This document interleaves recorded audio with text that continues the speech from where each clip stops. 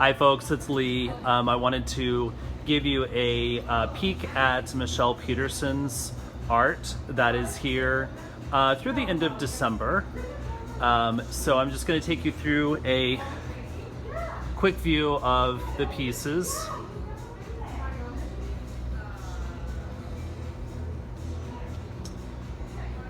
So one of her things that she does is a lot of mark making. If you're not familiar with mark making, I'm going to close in on this one. If you see the lines, kind of the squiggles, you've got some red dots kind of layered over, even under the pieces of the larger colors. Those are mark making. So you'll see that kind of repeated in all of these in a certain sense.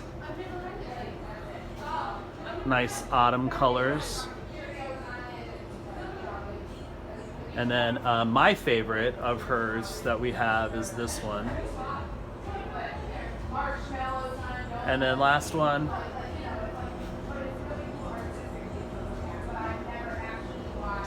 And then we'll pan out a little bit, see the whole collection, if I can get them all in.